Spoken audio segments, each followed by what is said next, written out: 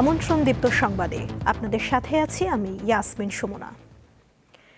রাজধানীতে স্থিতিশীল রয়েছে সবজির দাম, তবে ক্রেতাদের বেশি অভিযোগ রয়েছে চাল, ডাল ও মাছের দাম নিয়ে। এছাড়া পেঁয়াজ বিক্রি হচ্ছে গত সপ্তাহের দামেই। রাজধানীর কারওয়ান বাজারে শাকসবজির সরবরাহ এখনও বেশ ভালো, দাম নিয়েও ক্রেতার অভিযোগ অনেকটা কম। তবে সবজির বাজারের এই স্বস্তি মলিন হয়ে যাচ্ছে অন্যান্য নিত্যপণ্যের কারণে। চাল, ডাল সহ অন্যান্য মুদিপণ্যের মাসের পারিবারিক বাজেট মেলাতে হিমশিম খাচ্ছেন মধ্য ও নিম্ন আয়ের মানুষ। তেলের 4 টাকা লিটারে বাড়ছে, বাড়ার পরও তেলের সরবরাহ ঠিক রাখে নাই।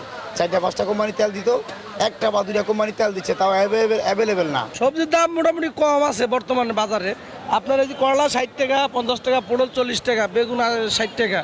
আপনার এই যে গাজর ছিল 200 টাকা কেজি, আজকে গাজর 120 টাকা কেজি। অন্য সময়ের তুলনায় আমি তো সবসময় বাজার করি, আর আমি সস্তায় পেয়েছি। যেহেতু আমরা সীমিত আয়ের মানুষ, যে ফিক্সড স্যালারিতে আমরা জব করি, তো সেক্ষেত্রে আসলেই এরকম যদি বাজার অবস্থা থাকে তাহলে আমাদের জন্য অবশ্যই ভালো হবে। মশলার ক্ষেত্রে বিশেষ কোনো পরিবর্তন আসেনি। সপ্তাহের ব্যবধানে পেঁয়াজ, আদা ও রসুনের দাম আগের মতোই রয়েছে। দেশি রসুন 100 টাকায় বেচা হইতাছে, পেঁয়াজ 40 টাকায়। সীমিত মানে মাল বাড়ে না, মোটামুটি সহনীয় পর্যায়ে। কিছু কিছু পণ্য হয়তো একটু ব্যতিক্রম হতে পারে। সরবরাহ স্বাভাবিক থাকায় মাছের দাম স্থিতিশীল বলে দাবি বিক্রেতাদের। বিপরীত মেরুতে দাঁড়িয়ে ক্রেতাদের অভিযোগ প্রায় সব প্রজাতির মাছ নিয়ে। এই সপ্তাহে শিং মাছ বিক্রি করতেছি 450 টাকা কেজি, আগে বিক্রি করছি 500-600 টাকা কেজি। শৈল মাছ আগে আসলে 1000 টাকা কেজি, আজকে বিক্রি করছি 800 টাকা কেজি। মাছের সাপ্লাই আছে, কিন্তু আসলে মাছের দামটা একটু বাড়তি, যেমন ইলিশের দামটা একটু বেশি আছে। কোরবানির পরপর থাকা উচিত ছিল একটু অ্যাভারেজ রিজনেবল প্রাইস, বাট আজকে একটু হাই প্রাইস মনে হয়েছে অ্যাভারেজ সব কিছু দিক থেকে। 5 টাকা 10 টাকা কম বেশি আর কি। গত সপ্তাহে যেমন 200 করে ছিল, এখন 210 টাকা এরকম মাছ। এছাড়া প্রতি কেজি গরুর মাংস বিক্রি হচ্ছে 800 টাকায় এবং খাসির জন্য ক্রেতাকে গুনতে হচ্ছে প্রতি কেজি 1250 টাকা। সঞ্জিদা প্লাবনী, দীপ্ত সংবাদ, ঢাকা। রাজধানীর খামারবাড়িতে কৃষিবিদ ইনস্টিটিউশন মিলনায়তন মাঠে চলছে 3 দিন ব্যাপী জাতীয় ফল মেলা। কৃষক, উদ্যোক্তা ও কৃষি সংশ্লিষ্ট বিভিন্ন প্রতিষ্ঠানের অংশগ্রহণে শুরু হওয়া এই মেলা চলবে সকাল 8টা থেকে রাত 8টা পর্যন্ত। শেষ হবে আগামীকাল। মেলায় দেশি বিদেশি শতাধিক জাতের ফলের সমাহার বসেছে। সাধারণ মৌসুমি ফলের পাশাপাশি এখানে বিশেষ নজর কাড়ছে 5 কেজি ওজনের ব্রুনাই কিং আম ও নানা পাহাড়ি ফল। মেলায় আম, কাঁঠাল, লিচু ও আনারস সহ বিভিন্ন প্রচলিত ও অপ্রচলিত ফলের প্রদর্শনী ও কেনাবেচা চলছে।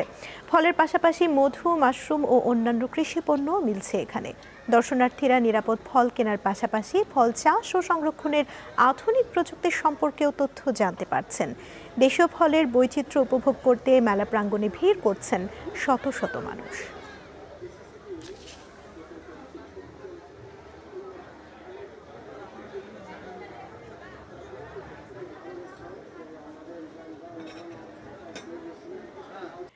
আফ্রিকার দেশ নাইজারের রাজধানীতে অবস্থিত দেশটির প্রধান আন্তর্জাতিক বিমানবন্দরে গোলাগুলিতে অন্তত 35 জন নিহত হয়েছেন।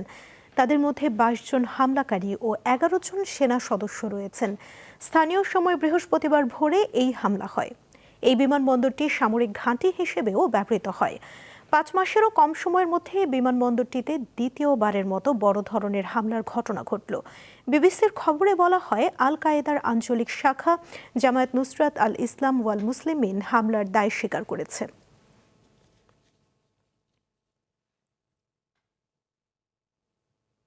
খেলার খবর। সিরিজের দ্বিতীয় টি-20তে বাংলাদেশের বিপক্ষে টসে জিতে ব্যাটিংয়ের সিদ্ধান্ত নিয়েছে অস্ট্রেলিয়া। এখন পর্যন্ত অজিদের সংগ্রহ বিনা উইকেটে 13 রান। বাংলাদেশ দলে পরিবর্তন এসেছে 2টি। বাদ পড়েছেন পেসার শরীফুল ইসলাম ও স্পিনার মেহেদী হাসান। সুযোগ পেয়েছেন নাহিদ রানা ও নাসুম আহমেদ। প্রথম ম্যাচে 4 উইকেটে হেরেছে বাংলাদেশ, তাই সিরিজ বাঁচিয়ে রাখতে এই ম্যাচ জয়ের বিকল্প নেই।